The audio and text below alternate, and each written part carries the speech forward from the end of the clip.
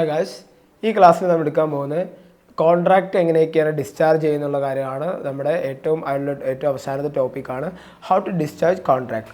ഒന്നാമത്, a contract creates rights and obligations. A contract is said to be discharge when the rights and liabilities created by it come to an end. റൈറ്റ്സും ലയബിലിറ്റീസും അവസാനിക്കുമ്പോൾ contract നമുക്ക് discharge ചെയ്യാം. A contract may be terminated or discharge by any of the following vase.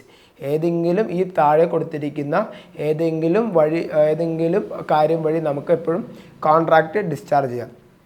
ഒന്നാമത്തെ, by performance. Discharge by performance. അത് section 37 and 38 mention ചെയ്തിരിക്കുന്നത്. Performance of contract take place when the parties to a contract fulfill their respective obligations. Performance may be actual or attempted. അതായത് അവർക്ക് ചെയ്യാനുള്ള പ്രവൃത്തി ചെയ്ത് കഴിഞ്ഞാൽ once അവരുടെ റൈറ്റ്സും ഡ്യൂട്ടീസും ചെയ്യേണ്ട ഒബ്ലിഗേഷൻസ് എല്ലാം അവർ ചെയ്ത് കഴിഞ്ഞാൽ we can discharge the contract by performance. അതാണ് ഉദ്ദേശിക്കുന്നത്. Performance of a contract take place when the parties to a contract fulfil their respective obligations. അതാണ് ഡിസ്ചാർജ് ബൈ പെർഫോമൻസ് എന്ന് പറയുന്നത്. രണ്ടാമത്തെയാണ് discharge by agreement or consent. കൺസെൻറ്റോ എഗ്രിമെൻറ്റോ വഴി നമ്മളത് എന്ത് ചെയ്യുന്നു, discharge by agreement or consent. ആ എഗ്രിമെൻറ്റ് വഴിയോ അല്ലെങ്കിൽ ഒരു കൺസെൻറ്റ് മൂലമോ നമ്മളത് വേണ്ടെന്ന് വയ്ക്കുന്നു. A contractual obligation is created by agreement and it is destroyed by the consent of the parties. അതായത് a contractual obligation created by agreement and it can be destroyed by the consent. അവർ അങ്ങോട്ടും ഇങ്ങോട്ടുമുള്ള consent, രണ്ടുപേരുടെ പാർട്ടീസിൻ്റെ consent മൂലം അവർ അങ്ങോട്ടും ഇങ്ങോട്ടും പറയുകയാണ് V can discharge this contract, അല്ലെങ്കിൽ ഈ എഗ്രിമെൻറ്റ് നമുക്ക് ക്യാൻസൽ ചെയ്യാതെ പറയുകയാണെങ്കിൽ എന്ത് ചെയ്യാൻ പറ്റും, അങ്ങനെയും ആ കോൺട്രാക്ച്വൽ ഒബ്ലിഗേഷൻ അല്ലെങ്കിൽ ആ കോൺട്രാക്ച്വൽ കാര്യം നമുക്ക് ഇത് ചെയ്യാൻ പറ്റും, ഡിസ്ട്രോയ് ചെയ്യാൻ പറ്റും, അല്ലെങ്കിൽ നമുക്കത് ഡിസ്ചാർജ് ചെയ്യാൻ പറ്റും എന്നാണ് പറയുന്നത്. Section 62 and 63 deals with the discharge by mutual agreement. അത് മ്യൂച്വൽ എഗ്രിമെൻറ്റ് വഴി എങ്ങനെയൊക്കെയാണ് നമ്മൾ ഡിസ്ചാർജ് ചെയ്യുന്നതെന്നാണ് സെക്ഷൻ 62ലും 63ലും പറയുന്നത്. Section 62 and 63 deals with the provisions of discharge by mutual agreement. Section 62 provides that if the parties to a contract agree to substitute a new contract for it or to rescind or alter it, the original contract need not to be performed. അതായത് അവർക്കത് alter ചെയ്യാനോ അല്ലെങ്കിൽ അത് വേണ്ടാന്ന് വെക്കാനോ ഒന്നുകൂടി പുതുതായിട്ട് കുറച്ചും കൂടി മോഡിഫൈ ചെയ്യാനോ അങ്ങനെ എന്തെങ്കിലും കാര്യം ഉണ്ടെങ്കിൽ അങ്ങനെ അവർ രണ്ടുപേരും ഒരുമിച്ച് സമ്മതിക്കുകയാണെങ്കിൽ it can be mutually discharged. അത് ഒരു വേറൊരു കോൺട്രാക്റ്റ് വഴിവെക്കുന്ന തരത്തിലുള്ള കുറച്ചിൻ്റെ ബെറ്റർമെൻറ്റിന് വേണ്ടിയുള്ള വഴിവെക്കുന്ന ഒരു കോൺട്രാക്റ്റ് ആണെങ്കിൽ നമുക്ക് അവർ രണ്ടുപേരും പാർട്ടീസ് എഗ്രി ചെയ്യുകയാണെങ്കിൽ എന്ത് ചെയ്യാൻ പറ്റും, ആ കോൺട്രാക്റ്റ് വേണ്ടാന്ന് വെക്കാൻ പറ്റും. ഓക്കെ, അതാണ്. ഇനി section 63 says that every promise may dispense with or remit wholly or in part the performance of the promise to him, or may extend the time of such performance, or may accept instead it any satisfaction which he thinks of it. അതാണ് സെക്ഷൻ 63 പറയുന്നത്. So ഒരു കുറേ various ആയിട്ടുള്ള ways ഉണ്ട് discharge contract ഒന്ന് discharge ചെയ്യാനുള്ള various മോഡ്സാണ് നമ്മൾ അടുത്ത് പറയാൻ പോകുന്നത്. The following are the various modes of discharge of a contract by mutual agreement. Mutual agreement വഴി നമുക്ക് ഏതൊക്കെ മോഡ്സ് വഴി ഡിസ്ചാർജ് ചെയ്യാമെന്നാണ് ഇനി പറയാൻ പോകുന്നത്. ഒന്നാമത്തെയാണ് നൊവേഷൻ. നൊവേഷൻ എന്ന് പറഞ്ഞു കഴിഞ്ഞാൽ if the parties to an existing contract agrees to substitute a new contract in the place of existing contract, the situation is known as novation. Novation എന്ന് പറഞ്ഞു കഴിഞ്ഞാൽ ഇപ്പോഴുള്ള കോൺട്രാക്റ്റ് വേണ്ടെന്ന് വെച്ചിട്ട് നമ്മൾ പുതിയൊരു കോൺട്രാക്റ്റിലേക്ക് ഏർപ്പെടുന്നു. കുറച്ചും കൂടി ബെറ്റർ ആയുള്ളൊരു കോൺട്രാക്റ്റിൽ രണ്ട് പാർട്ടീസും എഗ്രി ചെയ്ത് ഉണ്ടാക്കുന്ന പുതിയൊരു കോൺട്രാക്റ്റാണ് നമ്മൾ ആ ഒരു സിറ്റുവേഷനാണ് നമ്മൾ നൊവേഷൻ എന്ന് പറയുന്നത്.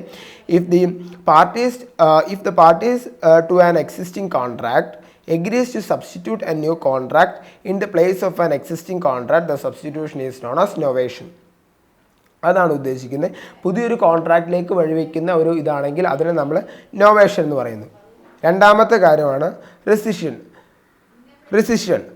എന്ന് പറഞ്ഞാൽ ക്യാൻസലേഷൻ ഓഫ് ദി എഗ്രിമെൻറ്റ് എന്നാണ് അർത്ഥം. It is known as the cancellation. Agreement cancel ചെയ്ത് കളയുന്നു. If the parties to an agreement agrees to rescind it, the original agreement need not to be performed. അവർ രണ്ടുപേരും ഒരുപോലെ ഈ കാര്യം അല്ലെങ്കിൽ ഈ എഗ്രിമെൻറ്റ് വേണ്ട എന്ന് വെക്കുകയാണെങ്കിൽ അത് നമുക്ക് എന്ത് ചെയ്യാൻ പറ്റും, ആ എഗ്രിമെൻറ്റ് പിന്നെ പെർഫോം ചെയ്യേണ്ടി വരില്ല. അതിൻ്റെ ഒരു എക്സാമ്പിൾ പറയുകയാണെങ്കിൽ X promise to deliver certain goods to Y at a certain date.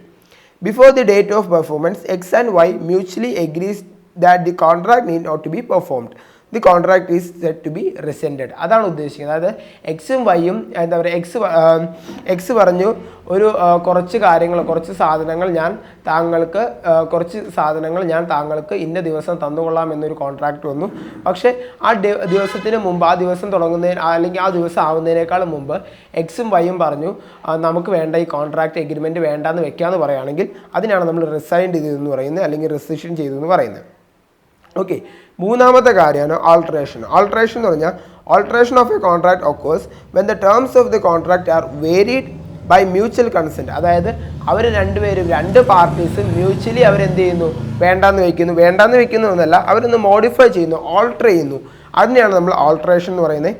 Alteration of a contract occurs when the terms of the contract are varied by mutual consent. അവിടെയും എന്താണ് വേണ്ടത്, mutual consent. ഒരാൾക്ക് മാത്രം അവിടെ ഒരു modification വരുത്താൻ പറ്റത്തില്ല, രണ്ട് പാർട്ടീസിന് മോഡിഫൈ ചെയ്യണം. അതിനാണ് നമ്മൾ ആൾട്രേഷൻ എന്ന് പറയുന്നത്.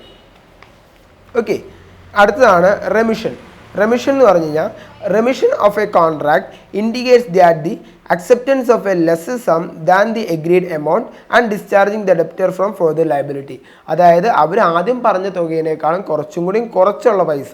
Remission of a contract indicates that the acceptor or acceptance of a lesser sum than the agreed amount. നമ്മൾ ആദ്യം എഗ്രി ചെയ്ത്, ഇപ്പോൾ 5000 ആദ്യം എഗ്രി ചെയ്യുന്നത്, ആ എമൗണ്ടിനേക്കാളും കുറച്ചും കൂടി ഒക്കെ ഒരു 4000 മതി എന്നും പറഞ്ഞ് അവരെ ഡിസ്ചാർജ് ചെയ്തിരുന്നു, അവരുടെ ലയബിലിറ്റിയിൽ നിന്ന് ഡിസ്ചാർജ് ചെയ്തിരുന്നു. ആ ഒരു പ്രോസസ്സിനാണ് നമ്മൾ റെമിഷൻ എന്ന് പറയുന്നത്. അടുത്ത പോയിന്റാണ് വേവർ എന്ന് പറയുന്നത്. WAIVER. വേവർ എന്ന് പറഞ്ഞു കഴിഞ്ഞാൽ is an intentional relinquishment of a claim which is a person entitled to. അതായത് അയാൾ അത് വേണ്ടാന്ന് വെക്കുന്നു, അത് വേവ് ചെയ്ത് കളയുന്നു എന്നാണ് പറയുന്നത്. Intentional relinquishment of a claim which a person is entitled to do, neither an agreement nor a consideration is required to constitute a waiver. അങ്ങനെ വരുമ്പോൾ എന്ന് വെച്ച് കഴിഞ്ഞാൽ അവിടെ അതിൻ്റെ ആവശ്യമില്ല. അതാണ് വേവർ എന്ന് പറയുന്നത്. ഇനി അടുത്തതാണ് accord and satisfaction. Accord and satisfaction is the acceptance of any other satisfaction than the performance originally agreed. അവർ പറഞ്ഞിരിക്കുന്ന കാര്യങ്ങൾ ആദ്യം പറഞ്ഞിരിക്കുന്ന അല്ലാണ്ട് വേറെ ഏതെങ്കിലും അക്കോർഡ് സാറ്റിസ്ഫാക്ഷൻ അവർ എഗ്രി ചെയ്യുന്നു. In other words, accord is the agreement by which the obligation is discharge and satisfaction is the consideration which makes the agreement operative. അവർ വേറൊരു തരത്തിൽ അത് ആ എഗ്രിമെൻറ്റ് ഓപ്പറേറ്റ് ചെയ്യുന്നു. അതിനാണ് അക്കോർഡ് ആൻഡ് സാറ്റിസ്ഫാക്ഷൻ എന്ന് പറയുന്നത്. ഇനി അപ്പോൾ ഇതൊക്കെയാണ് സെക്കൻഡ് പോയിന്റ്. ഡിസ്ചാർജ് എങ്ങനെയൊക്കെയാണ് എഗ്രിമെൻറ്റ് ഡിസ്ചാർജ് ചെയ്യുന്ന അല്ലെങ്കിൽ discharge by agreement or consent, അത് എങ്ങനെയൊക്കെയാണെന്നുള്ളതാണ് ഇപ്പോൾ പറഞ്ഞത്. ഇനി അതിൻ്റെ മൂന്നാമത്തെ പോയിന്റാണ് discharge by impossibility of performance. അതായത് ആ കാര്യം ഇനി പെർഫോം ചെയ്യാൻ പറ്റില്ല. വൺസ് ആ കാര്യം ഇനി ഒരിക്കലും ആ കാര്യം പെർഫോം ചെയ്യാൻ പറ്റില്ലെങ്കിൽ നമുക്ക് അത് ഡിസ്ചാർജ് ചെയ്യാം. അതിന് പറയുന്ന മാതിരി എക്സും വൈയും ഒരു കോൺട്രാക്റ്റിൽ ഏർപ്പെട്ടു. 28-ാം തീയതി നമ്മുടെ കല്യാണമാകുന്ന രീതിയിൽ ഒരു മാരേജ് ഈച്ച് അതർന്നുള്ള ആ ഒരു കോൺട്രാക്റ്റിലേക്ക് വെച്ച് ഒരു എഗ്രിമെൻറ്റ് വെച്ചു. അതിൻ്റെ ആ സമയത്ത് ആ ഒരു ഡേറ്റ് ആവുന്നതിന് മുമ്പ് എക്സ് മരിച്ചു എന്ന് വെച്ചോ. സോ അങ്ങനെ വരുന്ന അവിടെ ഒരിക്കലും പെർഫോം ചെയ്യാൻ ഇനി പറ്റില്ല. വൈ? Because X died. അതുകൊണ്ട് ആ ഇമ്പോസിബിലിറ്റി ഓഫ് പെർഫോമൻസ് ആയതുകൊണ്ട് നമുക്ക് എന്ത് ചെയ്യാം, ആ കോൺട്രാക്റ്റ് അല്ലെങ്കിൽ ആ എഗ്രിമെൻറ്റ് നമുക്ക് ഡിസ്ചാർജ് ചെയ്യാം. അതാണ് ഉദ്ദേശിക്കുന്നത്.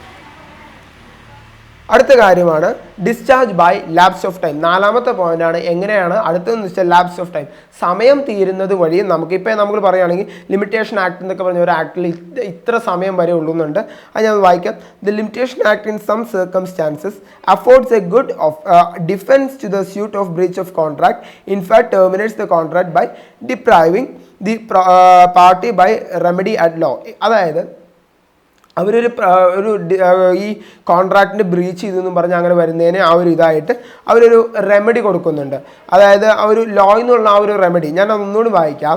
The limitation act in some circumstances affords a good defense to suit for breach of contract. In fact, terminates the contract by depriving the party of his remedy at law. അത് example പറയുമ്പോൾ നിങ്ങൾക്ക് അത് മനസ്സിലാവും. Where a debtor fails to repay a loan on a stipulated date, the creditor must file a suit against him within 3 years of default. 3 വർഷത്തിനുള്ളിൽ എന്ത് വേണം, ആ default എനിക്ക് ചെയ്തു തന്നില്ല അല്ലെങ്കിൽ അത് പെർഫോം ചെയ്തില്ല എന്ന് പറഞ്ഞ് 3 വർഷത്തിനുള്ളിൽ കേസ് കൊടുക്കണം. If he fails to take an action before the expiration of 3 years he is not barred from the remedy. അയാൾക്ക് ആ റെമഡി ഇനി കിട്ടത്തില്ല.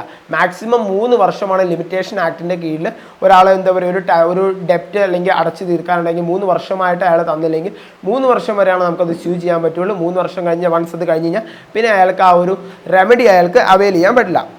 ഇനി അടുത്തത് ഞാൻ discharge by operation of law. നിയമം വഴി അതെന്താ പറയുക വേണ്ടാന്ന് വെക്കുവാണെങ്കിൽ അവർ രണ്ട് പേരും കൂടി വേറൊരു നിയമം വെക്കുകയാണ്, ഒരു ലോ വഴി അത് വേണ്ടാന്ന് വെക്കുവാണെങ്കിൽ നമുക്ക് എന്ത് ചെയ്യാം, അത് ഡിസ്ചാർജ് ചെയ്യാം. ഇനി അടുത്ത പോയിന്റാണ്, 6ാമത്തെ പോയിന്റാണ് discharge by breach of contract.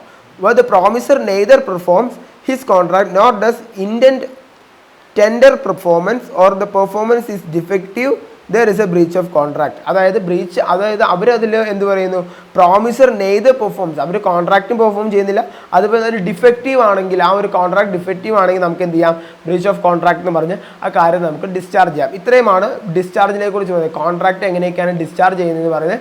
Okay, നിങ്ങൾക്ക് മനസ്സിലാകുന്ന വിചാരിക്കുന്നു. 6 പോയിന്റ്സ് ഉള്ളത്. Okay, thank you.